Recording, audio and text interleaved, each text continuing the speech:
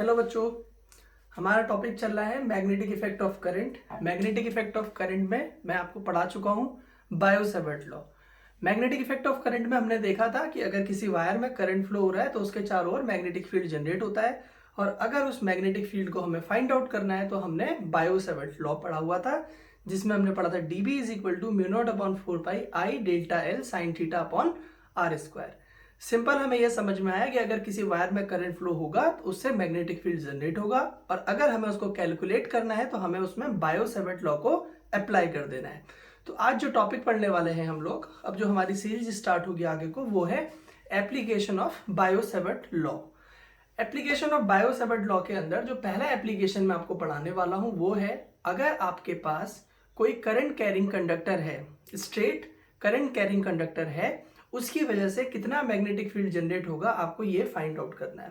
आपको सिंपल एक इस तरीके से दिया जा रहा है, सपोज यही है, इसमें आपके पास करंट फ्लो हो रही है, और करंट फ्लो होने की वजह से आपसे पूछा जा रहा है इसके अराउंड कितना मैग्नेटिक फील्ड जनरेट होगा। कोई एक पॉइंट ले लेते हैं, उस पॉइंट पे आपको मैग्नेटिक फील्ड फाइंड आउट करना है। डिफरेंट कंडीशंस बनती हैं, और जैसे हम इसमें इनफाइनाइट लेंथ की बात करेंगे, फाइनाइट लेंथ की बात करेंगे, तो आपको समझना सिर्फ ये है कि आपके पास अगर वायर है उसमें करंट फ्लो होगा, करंट फ्लो होने से क्या होगा, मैग्नेटिक फील्ड जनरेट होगा, और निकालने के लिए मेरे पास बायो-सेवर्ट लॉ है। थोड़ा सा बायो-सेवर्ट लॉ को डिस्कस कर रहा हूं मैं पहले। देखिए dB इज इक्वल टू, मैंने पढ़ाया था mu naught upon 4 pi I D L sine theta upon R square. तो मैंने ये देखा था, इस तरीके का डायग्राम बताया था, यहाँ पे छोटा सा पार्ट dl लिया था, यहां से r डिस्टेंस पे एक पॉइंट P था। पॉइंट P उस जगह पे होता है जहां पे मैग्नेटिक फील्ड निकालना होता है, और ये एलिमेंट इस लाइन के साथ जो एंगल बनाता है, this angle is called theta, और इस P पॉइंट में हमने वैल्यू निकालनी होती है। फिर यहाँ पे मैंने क्रॉस किया था, क्रॉस का मीनिंग बताया था कि मैग्नेटिक फील्ड R और DL दोनों के परपेंडिकुलर होगा, और R और DL प्लेन में है तो ये प्लेन के परपेंडिकुलर होगा, इसलिए हम यहाँ पे क्रॉस साइन दिखा देते हैं। तो आप एक छोटा सा एलिमेंट कंसीडर करते हैं, छोटे से एलिमेंट की वजह से मैग्नेटिक फील्ड निकालते हैं। तो इसी तरीके से अगर मुझे करंट कैरिंग कंडक्टर के लिए निकालना है तो मेरे को करना क्या है, उसमें पहले ही अगर मैं समझता हूँ, एक कंडक्टर कंसीडर करना पड़ेगा। उस कंडक्टर में सपोज मैंने बोला आई करंट फ्लो कर रही है, और एक छोटा सा एलिमेंट डीएल है। तो स्टार्टिंग पार्ट में मैं क्या करने वाला हूँ, मैं उस छोटे से पोर्शन की वजह से निकालूंगा मैग्नेटिक फील्ड। फिर अगर मुझसे बोला जाता है कि पूरी वायर की वजह से निकाल लीजिए, तो मैं पूरे कंडक्टर की वजह से निकालने के लिए सिंपली उसका इंटीग्रेशन कर दूंगा। लगाना क्या है, बायो-सेवर्ट लॉ। इसलिए मैंने बोला हुआ था, इंट्रोडक्टरी वीडियो के अंदर ही समझाया हुआ था कि आप ये देखिए, कॉन्सेप्ट एक ही चल रहा है, एक ही कॉन्सेप्ट पे काम होता रहेगा, और वो आप अभी देख रहे हैं। तो कैप्सूल हमारी क्या थी कि वायर में करंट होगा तो करंट से मैग्नेटिक फील्ड निकलेगा, और मैग्नेटिक फील्ड निकालने के लिए फर्स्ट पार्ट के अंदर बायो-सेवर्ट लॉ, सेकेंड पार्ट के अंदर हम लोग एम्पियर सर्किटल लॉ से भी वो काम कर सकते हैं। ठीक है, चलिए अभी हम देखते हैं कि हमारा जो टॉपिक है magnetic field due to a long straight current carrying conductor. Magnetic field due to a long straight current carrying conductor. तो हम क्या करते हैं, देखिए मान लीजिए यहां पर एक एक्स वाई आपके पास एक कंडक्टर है, इससे आपने यहां एक पॉइंट पी ले लिया, जिस पॉइंट पी पे आपको मैग्नेटिक फील्ड फाइंड आउट करना है। इस कंडक्टर पे सपोज आई करंट फ्लो हो रहा है, आपने क्या किया, इन एक्सट्रीम एंड्स को, यहाँ पे सपोज ये डिस्टेंस आपने कहा परपेंडिकुलर डिस्टेंस ए है, और यहां से आपने एक छोटा सा एलिमेंट ले लिया है जिसको हमने डीएल बोल दिया। अभी समझाया था कि एक एलिमेंट लेना पड़ेगा, इस एलिमेंट को आप बच्चों इस जगह से मिला देते हैं, ठीक हो गया। और यहाँ पे आप एक एंगल कंसीडर कर लेंगे। पहले तो आप ये वाला एंगल कंसीडर कर लीजिए, इसको मैं थीटा बोल देता हूँ। डीएल और ये जो जिस पॉइंट पे निकालना था, डीएल से उस पॉइंट की डिस्टेंस अभी समझाया था आर होती है, और जो एंगल यहाँ पे बनेगा थीटा। और बच्चों सपोज ये वाला एंगल आपका फाई बन रहा है, तो जो आप इसको सॉल्व करके यहाँ पे मैग्नेटिक फील्ड निकालोगे, इस छोटे से एलिमेंट की वजह से होगा। अब आपने पूरे की वजह से निकालना है तो आपको इंटीग्रेट करना पड़ेगा। तो मैं इन दोनों एंड्स को यहाँ पे मिला देता हूं, इसको मिलाया और इसको मिलाया। थोड़ा सा चलिए बड़ा कर देते हैं डायग्राम को, क्लियर रहेगा देखने में। आपने इसको भी इधर मिला दिया है इस तरीके से, ठीक है। और ये जो एंगल है, एक एंगल ये वाई वाला फाई टू कह देते हैं, और ये वाला एंगल आप फाई वन कह दो। ये पूरा एंगल फाई टू और ये पूरा एंगल फाई वन, और ये अंदर का जो छोटा सा एंगल है ये आपके पास फाई है। तो आप अगर इसको लिखना चाहें तो आप कैसे लिख लेंगे कॉपी में नोट्स बनाने के लिए? आप लिख लीजिए let X Y be a conductor carrying current I, let DL be a small element, ठीक है, DL be a small current element and P be a point distance small R from this element which makes an angle theta and this angle is phi, and if we join the lines x and y with the point P then the angles are phi 1 and phi 2। तो आप ये सारी चीजों को note कर लीजिए और suppose ये पॉइंट आपका Q है, ये P हो गया, ये Q हो गया, और यहाँ पे जो ये लेंथ रहेगी आपकी, ये लेंथ आपके पास L रहने वाली है। तो आपका डायग्राम इस तरीके से बन के तैयार हो जाता है। अब आपने क्या करना है, बायो-सेवर्ट लॉ पढ़ना है। तो देखिए कोशिश ये करेंगे कि आप बायो-सेवर्ट लॉ की जब बात करते हैं तो उसको अप्लाई करना है। तो बायो-सेवर्ट लॉ क्या कह रहा था, dB is equal to mu naught upon 4 pi I D L, current कितना है I, एलिमेंट यहाँ पे भी कितना है DL, I D L sine theta, angle कितना बन रहा है थीटा अपॉन आर स्क्वायर। तो सेम चीजें हैं, I D L sine theta upon R square. अगर इस छोटे से पोर्शन की वजह से भी आप लोग निकालने वाले हैं तो आपके पास वैल्यू आपके पास सेम आने वाली है। अब आप यहां ध्यान दीजिए, आपने इसको निकाल रखा है डीबी को थीटा के टर्म्स में, ठीक है। अब करना क्या होता है, अगर आप इसको इंटीग्रेट अभी करेंगे तो इंटीग्रेशन में तो डीएल के टर्म्स में आपके पास होगा। डीएल के टर्म्स में मींस आपको लेंथ की लिमिट पता होनी चाहिए, और मैंने यहाँ पे आपको ये वायर की कोई लिमिट नहीं दी हुई है, मींस इसकी लेंथ कहाँ से कहाँ तक है ये गिवन नहीं है।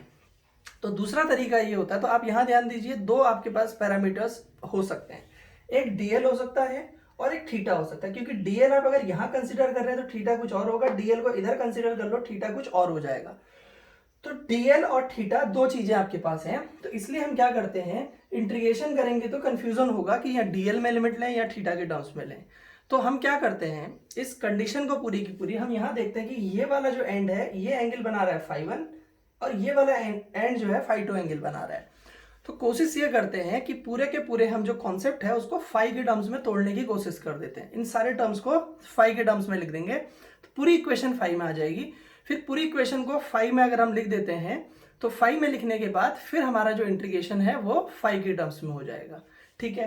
तो हमने यहाँ क्या करना है, देखिए आप इस ट्राइंगल की बात करिए, पहले यहाँ ध्यान दो, अभी आप थोड़ा सा सॉल्व करोगे तो आपको समझ में आएगा। फॉर एग्जाम्पल मैंने आपसे अभी बोला आप टोटल मैग्नेटिक फील्ड निकालिए, तो आप इंटीग्रेशन लगाओगे, यहाँ इंटीग्रेशन डीएल होगा, इंटीग्रेशन की लिमिट में डीएल की लिमिट आप क्या लिखोगे, आप खुद सोचो जरा, आपके पास कुछ है क्या आपको पता है ये यहाँ से इधर एक्सटेंशन क्या है, इधर एक्सटेंशन क्या है, नहीं पता है। थीटा की बात आप करते हैं तो थीटा की क्या आपको ये देखो इधर के एंगल पता है, आपको ये एंगल नहीं पता है कि 0 से 30 डिग्री बनेगा, 60 डिग्री बनेगा, 40 डिग्री बनेगा। अगर आपको ये पता नहीं है आप सॉल्व नहीं कर सकते हैं, इसलिए आपने एक दिमाग लगाया कि मैं इसको कन्वर्ट कर दूंगा, सारे के सारे जो टर्म्स हैं उनको कन्वर्ट कर दूंगा फाई में। कैसे, देखिए आपने बोला कि ट्राइंगल, कौन सा वाला हमने ट्राइंगल कह दिया है, इसको हम एक पॉइंट कंसीडर कर लेते हैं, suppose this is a point O। तो ट्राइंगल POQ, POQ के अंदर आप देखिए theta phi plus theta plus ये आपके पास एंगल कितना होगा, ऑब्वियस सी बात है 90 डिग्री, 90। तो देखिए ये ट्राइंगल के तीन एंगल है ना, ये फाई है, ये थीटा है, ये 90 है, इज इक्वल टू कितना होगा बच्चों 180 डिग्री, सीधी सी बात है। तो यहां से आपके पास phi plus theta is equal to 90 degree हो जाएगा और theta is equal to 90 minus phi. आपके पास थीटा जो एंगल है वो 90 माइनस फाई आ गया, तो आपके पास यहाँ साइन थीटा है, तो sine theta is equal to sine 90 minus phi is equal to cos phi. तो आपने एक चीज तो समझ ली है कि जहां पे साइन थीटा है, sine theta can be replaced by cos phi. इसको अभी मैं हटाने वाला हूं तो मैंने ऐसे करके समझाने के लिए लिख दिया कि साइन थीटा को मैं रिप्लेस कर दूंगा किससे, कॉस फाई से। फिर मुझे देखना है कि मुझे आर को रिप्लेस करना है और मुझे एल को रिप्लेस करना है। अब आर को रिप्लेस करने के लिए मैंने फिर इस ट्राइंगल को देखा, तो इस ट्राइंगल को देखा तो यहाँ पे इस ट्राइंगल के अंदर आप यहाँ ध्यान दीजिए, अगर आप इस फाई की बात करते हैं, इस फाई को लेकर के आप देखते हैं तो फाई के सामने का क्या हो जाएगा आपके पास, ये वाला जो एंगल हो जाएगा दिस इज परपेंडिकुलर, फाई को लेके चलते हैं और 90 के सामने का हाइपोटेन्यूज और ये आपके पास बेस आ जाएगा। तो अगर आप इसमें से निकालना चाह रहे हैं, आपको आर चाहिए, तो आपका आर किस में आ रहा है, जब आप इसमें इसको अगर 10 इसमें अगर 10 निकालेंगे तो परपेंडिकुलर अपॉन बेस हो जाएगा। तो आपको सोचना है कि आपके पास क्या बोलते हैं आर किस में आने वाला है। तो आर के लिए मैंने क्या किया, देखो यहाँ पे cos फाई अगर मैं यहाँ पे निकाल देता हूं, cos फाई मेरे पास क्या होने वाला है, देखिए cos फाई, तो ये एंगल के सामने का परपेंडिकुलर, 90 के सामने का हाइपोटेनियस है बेस, तो cos क्या होता है, बेस अपॉन हाइपोटेनियस। और बेस कौन है बच्चों तुम्हारा, अभी ये इसके लिए देख रहे हैं, तो ये परपेंडिकुलर और ये आपके पास बेस है अभी, तो a अपॉन आर हो जाएगा, तो r is equal to a upon cos phi हो जाएगा। Cos phi 1 upon cos phi क्या होता है, सेक फाई होता है, तो r is equal to a sec phi हो जाएगा। और बच्चों यहाँ पे आपको आर स्क्वायर रिप्लेस करना है, तो आर स्क्वायर हो जाएगा a square sec square phi.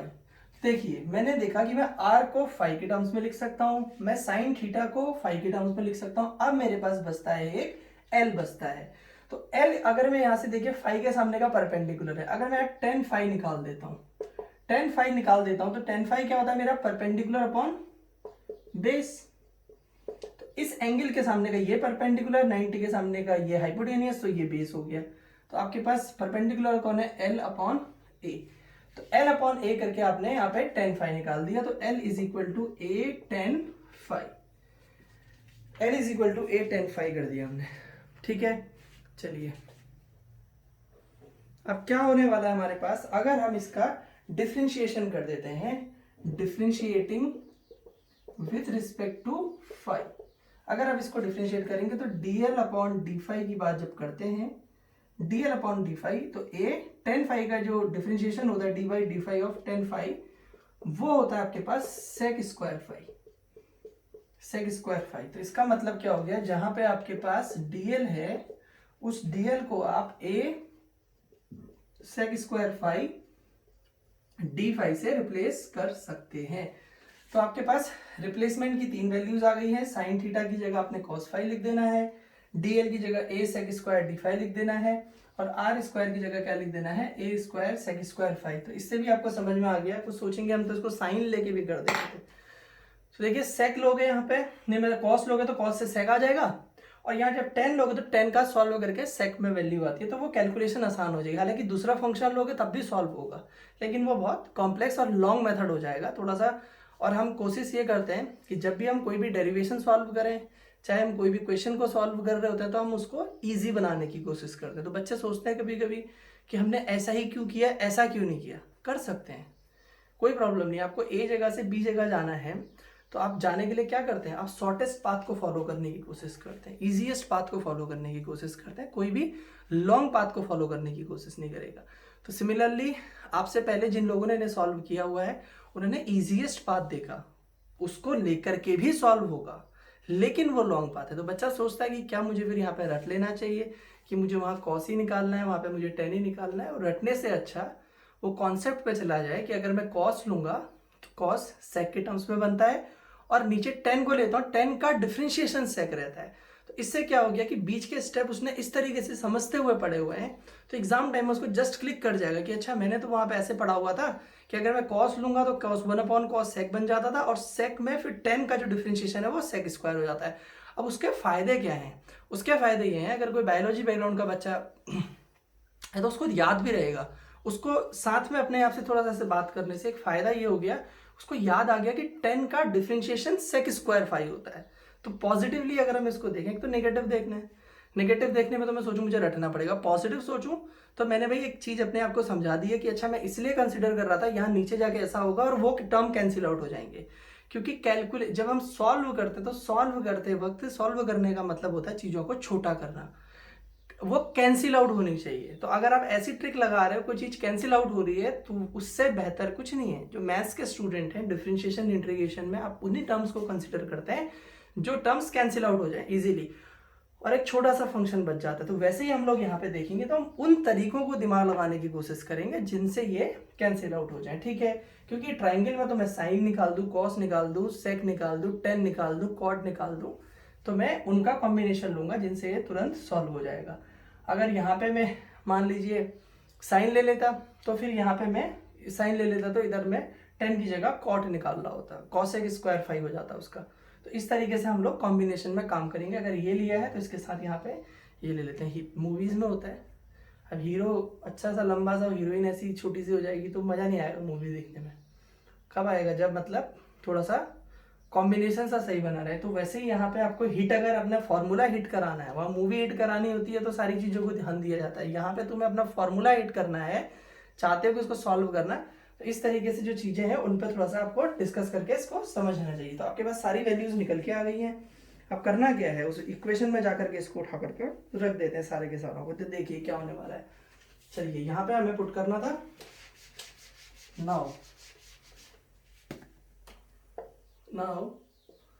ये था टर्म आपके पास dv इज इक्वल टू, देखिए क्या होगा, म्यू नॉट अपॉन 4 पाई आई ऐसे ही रहेगा। चलिए इनटू क्या लिखना है, dl की जगह आपने अभी देखा है यहाँ पे a, ये दिख रहा तो दिख तो रहा ही होगा आपको ये वाला सेक्शन, ठीक है, a sec square phi at D phi, ठीक है। और साइन थीटा की जगह आपने क्या लिखना था यहाँ पे, cos phi upon R square की जगह आपने लिख देना है a square sec square phi. तो देखिए मूवी हिट हो गई ना, ये कैंसिल आउट हो गई, देखिए टर्म, और यहाँ पे ए से ए भी कैंसिल आउट हो रहा है। तो जितना छोटा बचेगा फंक्शन उतना आसान होगा उसको सॉल्व करना। तो म्यू नॉट अपॉन 4 पाई आई, और यहाँ पे बच जाएगा कॉस फाई अपॉन ए, और यहाँ हो जाएगा आपका डी फाई। ये वैल्यू आ गई डीवी की। डीवी की वैल्यू कितनी आ गई है, mu naught I upon 4 pi A cos phi D phi, ठीक है। अब आप इसको अगर ऐसे साथ में लिख दें तो और बेहतर लगेगा। ये सारे के सारे टर्म्स आपके कांस्टेंट टाइप के होगा, कॉस फाई डी फाई। तो आप यहाँ पे थोड़ा सा सोचिए इसके बारे में कि जो मैग्नेटिक फील्ड है वो फाई के टर्म्स में आ गया है, ठीक है। तो पूरा फंक्शन, जैसे वहाँ पे डीएल भी बन रहा था, थीटा भी आ रहा था, तो परेशानी होने की संभावना थी। तो यहाँ पे अब कोई परेशानी नहीं होगी। क्यों नहीं होने वाली परेशानी, क्योंकि आपको दिख रहा है कि आप यहाँ पे फाई के टर्म्स में आ गया है।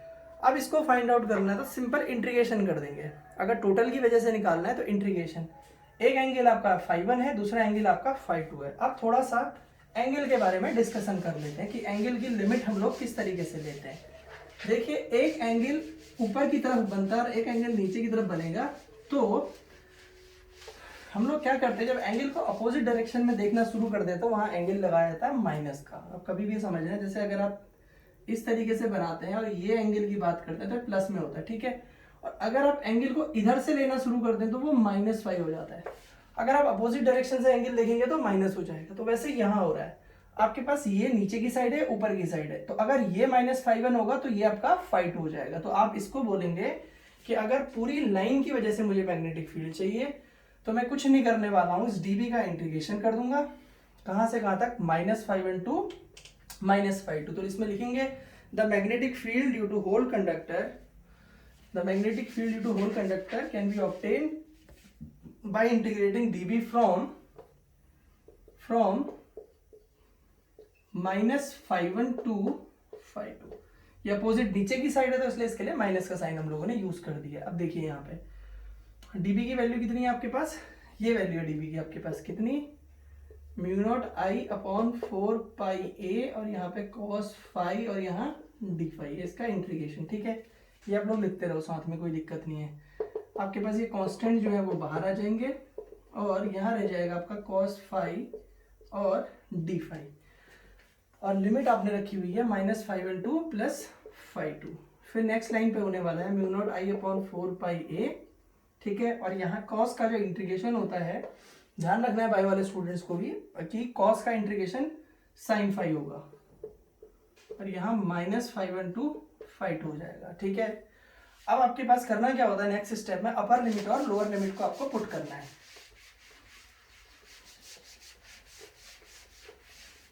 आपको यहाँ पुट करनी है अपर लिमिट और यहाँ पे लोअर लिमिट। तो क्या हो जाएगा, mu naught I upon 4 pi a, और यहाँ पे साइन φ2 माइनस साइन -φ1, ठीक है। फाई की जगह एक बार φ2 लिख देना, एक बार φ1, लेकिन φ1 किसका है, माइनस का, तो माइनस आ जाएगा।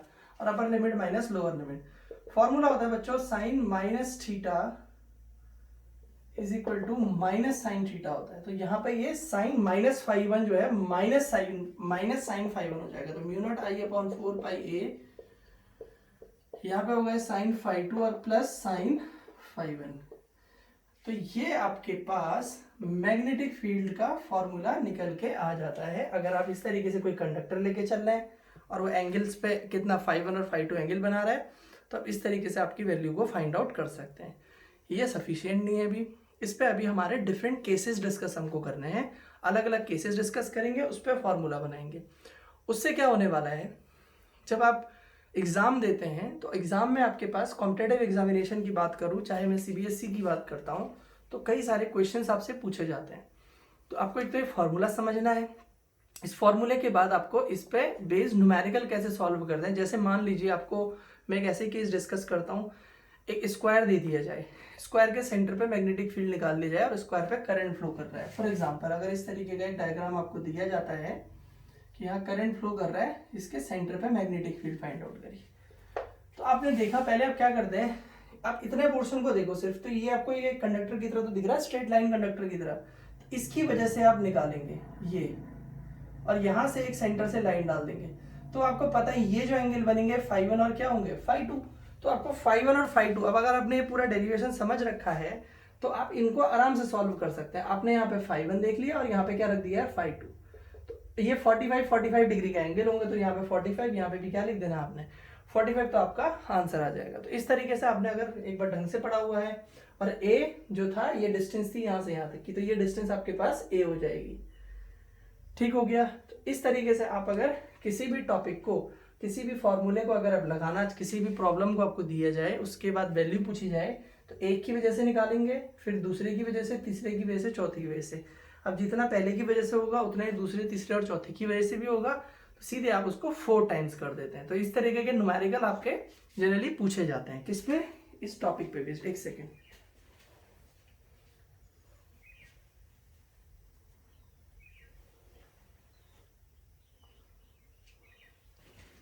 चलिए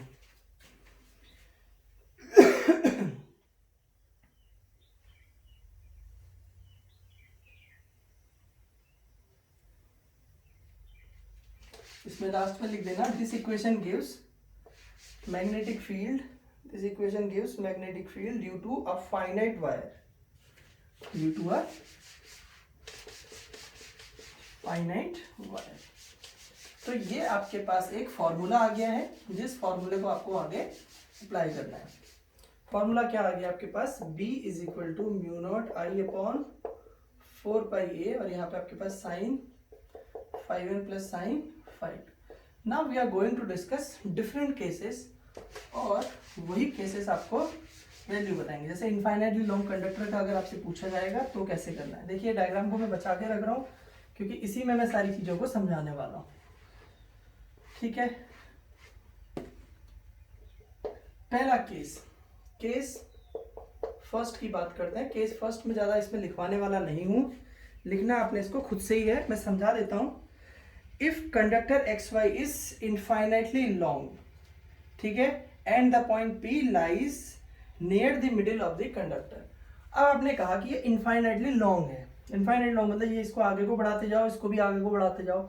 तो अगर ये इनफाइनाइटली लॉन्ग कंडक्टर है और ये जो पॉइंट P है ये आपने लिखना है आपने, और ये नियरली इसके सेंटर के आसपास है कहीं पे, तो होगा क्या कि अगर जैसे आप यहाँ पे समझिए ये एंगल आप बोल रहे हैं φ2, जैसे आप देख रहे हैं, अगर ये पॉइंट थोड़ा सा और रुकिए, इसी की बात कर लेते हैं, थोड़ा सा नीचे चला जाए, तो देखो ना ये एंगल अभी आप φ1 बना रहे हैं। चलिए मैं इसको दोबारा से बना देता हूँ एंगल्स को समझाने के लिए।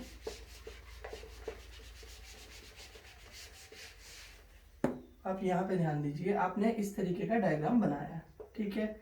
आपने कहा कि भाई ये एंगल मेरा φ1 है और ये वाला एंगल मेरा φ2 है, ये x और ये y है। मैं आपसे कह रहा हूँ कि आप ऐसा कंसीडर करो कि y पॉइंट को थोड़ा सा और ऊपर लेके चले जाओ। बच्चों इसको ऊपर लेके चले जाओगे तो x2 एंगल अभी से बढ़ जाएगा, और ऊपर लेके चले जाओगे तो x2 की वैल्यू और भी बढ़ जाएगी। वैसे इसको और आगे बढ़ाओगे तो ये वैल्यू बढ़ती जाएगी। तो होता क्या है कि अगर आप इन पॉइंटों का एक्सटेंशन बढ़ाते जाते हैं तो ये एंगल बढ़ते जाता है, बढ़ते जाता है। और अगर ये इनफाइनाइटली लॉन्ग कंडक्टर्स हैं तो हम कहते हैं कि इनफाइनाइट के केस में φ1 और φ2 की वैल्यू 90 डिग्री हो जाती है। तो हम कह रहे हैं कि φ1 is equal to φ2 is equal to 90 degree. आपके पास बढ़ते बढ़ते बढ़ते ये वैल्यू कितनी हो जाएगी, 90 डिग्री। समझ रहे हैं ना, ये आप इसके ऊपर को जाओगे तो φ2 बढ़ता जाएगा, तो आपके पास अगर इनफाइनाइट है तो ये 90 डिग्री हो जाएंगे। फॉर्मूला क्या हो गया, देखिए mu naught I upon 4πa, यहाँ पे आपके पास साइन 90 प्लस साइन 90। इस फॉर्मूले में आपने रख दिया साइन 91, ये भी 1, 1 प्लस 1 कितना हो जाएगा 2 हो जाएगा, तो mu naught I upon 4 pi a into 2, यानी कि म्यू नॉट अपॉन 2 पाई आई अपॉन ए। तो ये आपके पास फॉर्मूला हो गया। एग्जाम में पूछा जाता है आपसे इनफाइनाइटली लॉन्ग कंडक्टर के लिए मैग्नेटिक फील्ड कितना होगा, तो आप इस तरीके से उसको फाइंड आउट कर सकते हैं, जैसे मैंने यहाँ पे निकाल दिया है। ठीक है, पहला केस हो गया। सेकंड केस इसमें डिस्कस करते हैं। चलिए जल्दी से इसको नोट करो, फिर मैं सेकंड केस डिस्कस कर रहा हूं।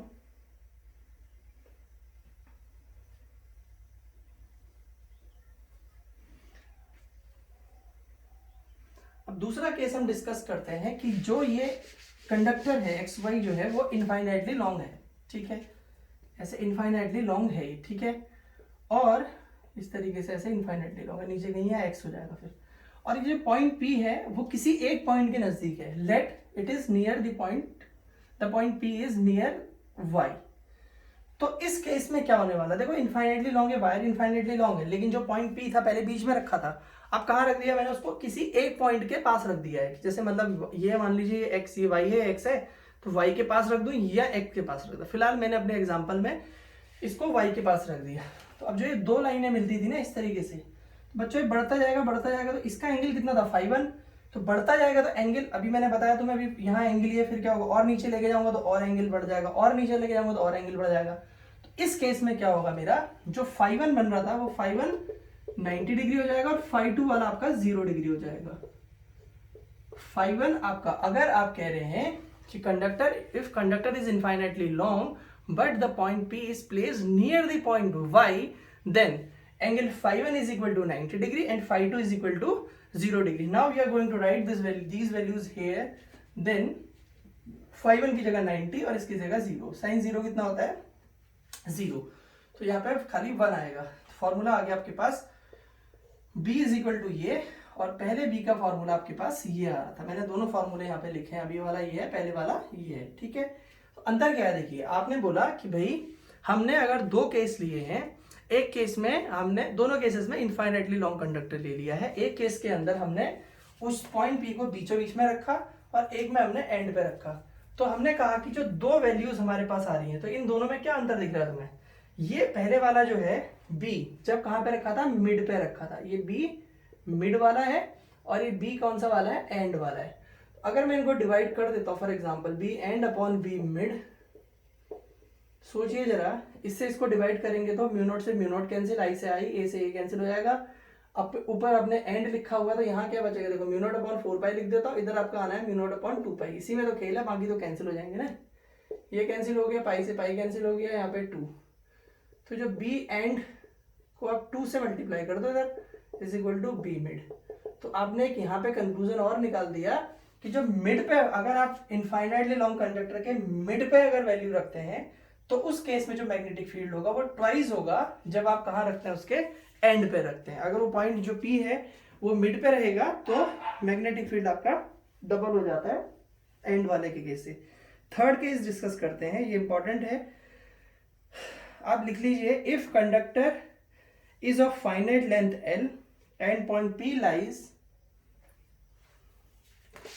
P lies on the perpendicular bisector। जो पॉइंट P है आपका वो परपेंडिकुलर बाइसेक्टर पे रहता है। सपोज ये आपके पास है, ये पॉइंट P है, ये टोटल इसकी लेंथ आपने L बोल दी, परपेंडिकुलर बाइसेक्टर का मीन्स हो जाता है L/2 ये हो जाएगा, L/2 आपके पास ये हो जाएगा, इसको आप लोग बोल देते हैं A। ठीक है, परपेंडिकुलर बाइसेक्टर की बात कर रहे हो आप, तो आपके पास जो एंगल होंगे, ये दोनों एंगल भी आपके पास सेम होंगे, इसको भी फाई कहते हो, इसको भी फाई, तो यहाँ पे क्या हो जाएगा, φ1 is equal to φ2 is equal to phi. ठीक है, और अब इस फॉर्मूले में आपने वैल्यू पुट करनी है, तो इसमें वैल्यू पुट करने के लिए आपके पास क्या क्या चीजें हैं, देखिए सारी चीजें सेम है। इसमें करंट आपके पास I दिखा दो डायग्राम में। अब आपने क्या करना है, यहाँ पे भी साइन फाई लिख देना है और यहाँ पे भी आपने क्या लिख देना है, साइन फाई लिख देना है।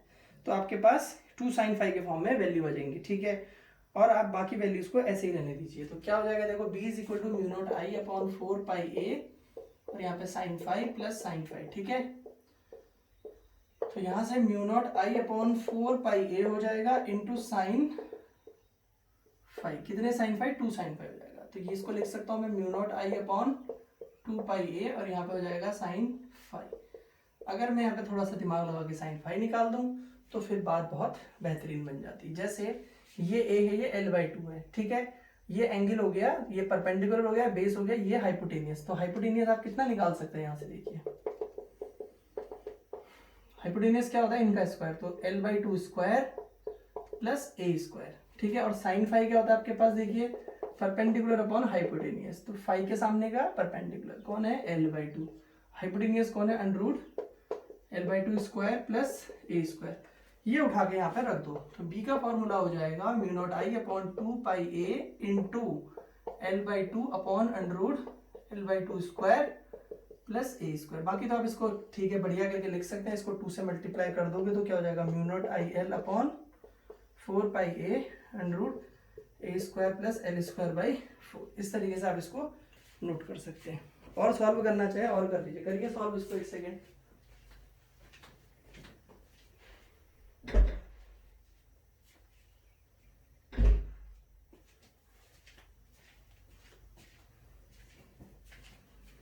अब अगला करते हैं हम लोग डायरेक्शन ऑफ मैग्नेटिक फील्ड की बात करते हैं। Direction of magnetic field.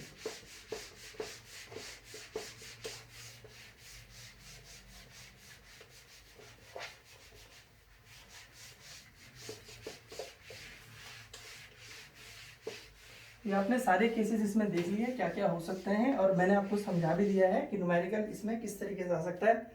अब हमें डायरेक्शन ऑफ मैग्नेटिक फील्ड, और जैसे आपने देखा कि इनफाइनाइटली लॉन्ग के लिए mu naught I upon 2 pi ए, ये वैल्यू आपने निकाली अभी थी, ठीक है। तो आप इस तरीके से इसको देखिए, म्यू नॉट 2 पाई आई सब कांस्टेंट है, तो बी जो है वो प्रोपोर्शनल टू है 1/a के, ठीक है। इसका मतलब क्या होता है? देखिए आप ये कंडक्टर आप लेके चल रहे हैं, ए इससे डिस्टेंस है, ठीक है। तो ए अगर आप चेंज करने वाले हैं, ए रखा होगा 2a रखोगे, तो डिस्टेंस जैसे जैसे बढ़ेगी मैग्नेटिक फील्ड आपका कम होने वाला है। तो आप इसको अगर ड्रॉ करना है तो आप इस तरीके से, जैसे आप यहाँ पे समझिए इसको, ये कंडक्टर है, ठीक है। इससे मैंने बोला कि ए डिस्टेंस पे इस पर करंट आई फ्लो हो रही है, मैग्नेटिक फील्ड होगा म्यू नॉट अपॉन 2 पाई आई/a। तो आपने बोला कि ए डिस्टेंस पे मैग्नेटिक फील्ड होने वाला है ये, तो ठीक है।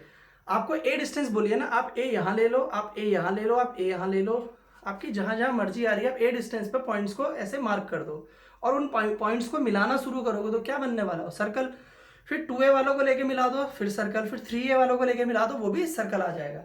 इस तरीके से आप बोल रहे हैं कि आपने ये बना दिया, ये मैग्नेटिक फील्ड लाइंस इस तरीके से होंगी, इस तरीके से मैग्नेटिक फील्ड लाइंस होंगी। अब इसमें एक थोड़ा सा, अगर आपके पास फायर में ये आपके पास करंट फ्लो हो रहा है, अब मैग्नेटिक फील्ड की डायरेक्शंस की बात आती है। अब मैग्नेटिक फील्ड की डायरेक्शंस क्या होंगी? देखिए कंसेंट्रिक सर्कल ये ए वाला हो गया, मान लीजिए इसको A1 कह देते हैं, इसको A2 कह देते हैं, इसको A3 कह देते हैं, ठीक है। अलग अलग वाले बन गए आपके पास, और आपने इस तरीके से देखा कि कंसेंट्रिक सर्कल्स होने वाले हैं। अब कंसेंट्रिक सर्कल्स तो आपके पास होंगे ही है, इसमें फिर आप क्या देखिए, अब आपके पास 2 क्वेश्चन उठते हैं। जब मैंने बोला कि भाई जो मेरा मैग्नेटिक फील्ड है वो मैग्नेटिक फील्ड मेरे पास इस तरीके से है, ठीक है, जो आपको ये दिखाई दे रहा है। अब आप सोचिए 2 क्वेश्चन मेरे दिमाग में हो सकते हैं कि भाई मैग्नेटिक फील्ड अगर ऐसे है तो वो क्या ऐसे ही होगा या ऐसे भी हो सकता है? 2 तरीके से हो सकता है ना। अगर मैं इसकी बात करता हूं तो ये 2 तरीके से हो सकता है, क्लॉकवाइज भी हो सकता है, एंटी क्लॉकवाइज भी हो सकता है। तो अब मुझे यहाँ पे दिमाग लगाना है कि ये किस केस में क्लॉकवाइज होगा और किस केस में आपका ये एंटी क्लॉकवाइज होगा। तो उसी को हम लोग बोलते हैं डायरेक्शन ऑफ मैग्नेटिक फील्ड। अब डायरेक्शन ऑफ मैग्नेटिक फील्ड बताने के लिए कि हमारे साथ मान लो एक स्टूडेंट ने बोला कि सर इसमें आप ऐसा करो क्लॉकवाइज ले लो, दूसरा ने बोला एंटी क्लॉकवाइज ले लो, ठीक है। अब दोनों मेरे प्री स्टूडेंट हैं, अब मैं किसकी बात मानूंगा? मैं किसको बोल दूंगा भाई तुम गलत हो और तुम सही हो? तो जिस 2 स्टूडेंट हैं, उन 2 स्टूडेंट में से मेरा वो स्टूडेंट को मैं गलत बोल दूंगा जो लॉ के अगेंस्ट काम कर रहा होगा, ठीक है। तो लॉ के अगेंस्ट काम करने का क्या मतलब होता है कि एक ने लॉ को फॉलो किया और एक लॉ के क्या कर रहा है? अगेंस्ट काम कर रहा है। तो अब वो लॉ किसने बनाए हैं और वो लॉ क्या होते हैं, वही हमें पढ़ना है, एग्जाम में आपसे पूछे जाते हैं। तो यहाँ पे हमारे पास इन लॉस को डिफाइन करने के लिए हमारे पास 2 बहुत सिंपल से लॉ है आपके पास। पहला है राइट हैंड थंब रूल। पहला हमारे पास है राइट हैंड थंब रूल बहुत सिंपल सा राइट हैंड थंब रूल है।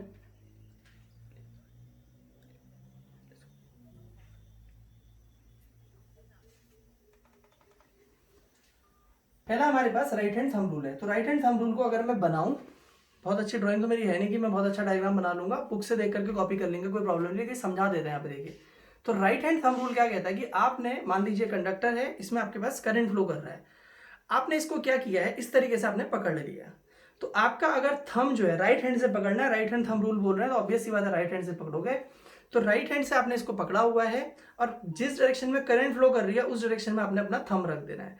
If thumb is indicating the direction of current, if thumb is indicating the direction of current, then the curl of these fingers, ये जो अंगुलियां जिस तरफ को मुड़ने वाली हैं, ये आपके पास मैग्नेटिक फील्ड की डायरेक्शन को दिखाने वाला है। तो आपने अगर ऐसे पकड़ा हुआ है, अब मान लो करंट ऐसे फ्लो कर रहा है, तो आप इसको, आपने अंगूठा ऐसे रख देना, करंट की डायरेक्शन, उंगलियां ऐसे मुड़ने वाली, करंट नीचे को जाएगा, तो तुमने दिमाग लगाना है कि तुमने अपने अंगूठे को, थंब को उधर रखना है जिधर करंट फ्लो कर रहा था। आप इसको ऐसे पकड़ लेंगे ना आप, तो उंगलियां ऐसे मुड़ रही हैं। तो पहले वाले केस में ऐसे मुड़ रही थी, अब आपके पास ऐसे मुड़ रही है। तो इस तरीके से मैग्नेटिक फील्ड की डायरेक्शन को हम लोग डिसाइड कर देते हैं कि किस तरफ को मैग्नेटिक फील्ड होगा, वो क्लॉकवाइज होने वाला है या फिर एंटी क्लॉकवाइज होने। तो सिंपल क्या करना है, राइट हैंड थंब रूल के अकॉर्डिंग आपने राइट हैंड से वायर को पकड़ना है, thumb will indicate the direction of current, और जो फिंगर्स जिस डायरेक्शन में आपकी टर्न होने वाले हैं, वो फिंगर्स की जो डायरेक्शन होगी आपके पास, वो बताने वाली है आपको कि करंट आपके पास क्लॉकवाइज है या फिर आपके पास एंटी क्लॉकवाइज है। इस तरीके से आप इसको बता सकते हैं। एक रूल और है यहाँ पे, बहुत आसान सा है, एक सेकंड थोड़ा सा पानी पी लूं फिर पढ़ाता हूं।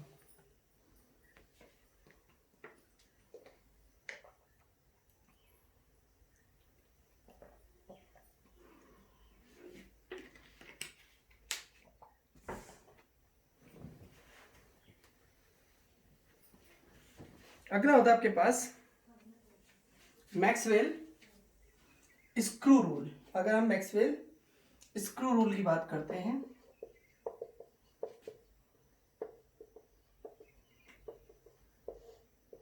स्क्रू रूल क्या कहता है, आपने स्क्रू ड्राइवर देखा होगा घर में, आपने स्क्रू ड्राइवर सभी ने देखा होगा आपने। आप कुछ नहीं करना, आपने स्क्रू ड्राइवर पकड़ना है, ठीक है। आप कहते हैं मान लीजिए यहाँ पे वो स्क्रू है, उसको मुझे टाइट करना है, तो स्क्रू ड्राइवर लूंगा, ऐसे करके हम लोग घुमाते हैं ना, तो स्क्रू सपोज अंदर की तरफ को जा रहा है अभी, तो स्क्रू अंदर को जाएगा तो मेरा हाथ किधर को, इधर की तरफ को घूमने वाला है। तो वो कहता है कि अगर स्क्रू की डायरेक्शन करंट की डायरेक्शन हो, तो जिस डायरेक्शन में आपका हाथ घूमता है वो आपका मैग्नेटिक फील्ड की डायरेक्शन होगी। समझ रहे हैं, आपने स्क्रू ड्राइवर लिया, स्क्रू आपका अंदर की तरफ को जा रहा है, तो आपका हाथ इधर को घूमेगा, this is the direction of magnetic field, and the direction of screw is representing the direction of current. तो करंट आपका इस डायरेक्शन में जा रहा है, तो हाथ ऐसे घूम रहा है, ठीक है। अब उल्टा समझ लो जरा सा, अगर आप स्क्रू ड्राइवर को घुमा रहे हैं, स्क्रू को बाहर को निकाल रहे हैं, स्क्रू बाहर को आ रहा है, तो करंट की डायरेक्शन ये हो जाएगी, हाथ इधर को घूमना शुरू हो जाएगा, तो हाथ इधर को घूमेगा, तो ये मैग्नेटिक फील्ड की डायरेक्शन हो जाएगी। तो इस तरीके से हम लोग करंट कैरिंग कंडक्टर में मैग्नेटिक फील्ड की डायरेक्शन को डिफाइन करते हैं। तो this is all about infinitely long conductor. Thank you.